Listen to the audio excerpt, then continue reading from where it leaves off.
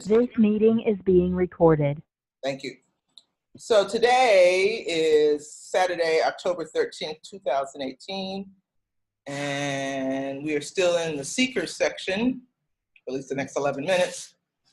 But I'm going to take this as an opportunity to talk about the larger context of the seekers program, and also to answer any questions. And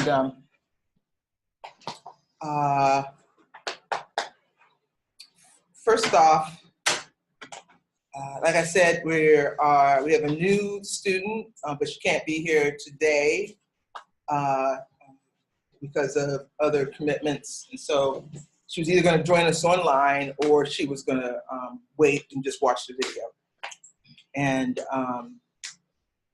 but she would be in person, I assume, starting with the next session. What else?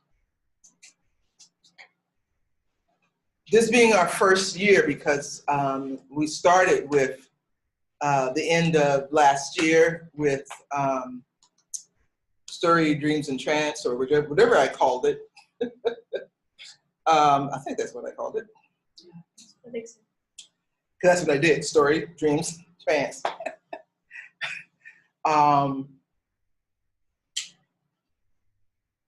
So we're officially a year old as of today with this program. I was joking upstairs with Sin that, as I was like moaning and groaning, getting up from the sofa to come down here after I finished breakfast. Thank you very much, Angela. Where we made the deal that they would come down and check about my coffee needs in an hour. I was recounting how much I loved my job, and how it is something that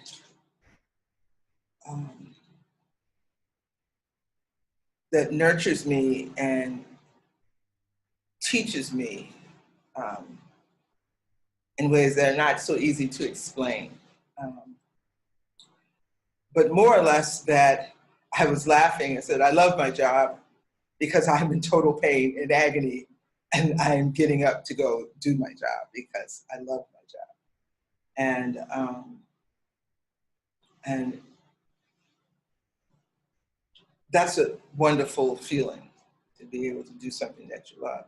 But I was also saying it because it's like, yeah, I love my job. I invented my job, and now I got to go do it. Yeah, check in an hour and see if I need more coffee. But there's something about that, that we talk about in the Celestial Path a lot, and that is, finding your work. And that it's not a question that once you find your work that everything's like, zippity doo dah, right? Everything's just perfect. Yeah, then you got to do it, and the job will nourish you and feed you, but it will not always be fun, comfortable, or easy. Yeah, and so when I say that, finding your work, your work will nourish you as you do work in the world and have an impact on the world at whatever level and whatever, level or scope. But that's not.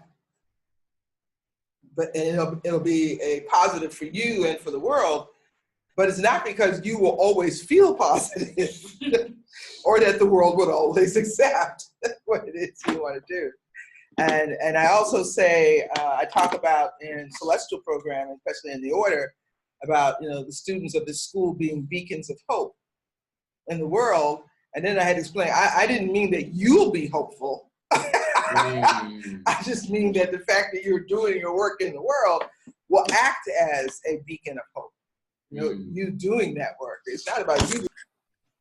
And so I'm just doing a intro kind of thing.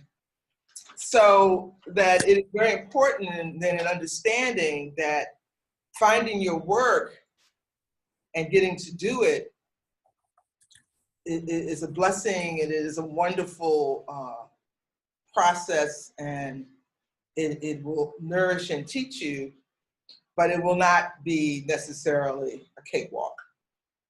And to not let that deter you. There'll be, if things need to change, if what you're doing is not in the right direction, you'll get confirming information back. But the sense of being nurtured by your work will not be because you're always feeling good. It's also because you have to confront things that are within your self that are going to get you to grow. You're going to have to deal with the outer world in the larger context on its own terms. And, shit happens. But it's the overall arc, it's the larger sweep, which means you have to have some space in your life to be able to see those larger patterns and those larger sweeps.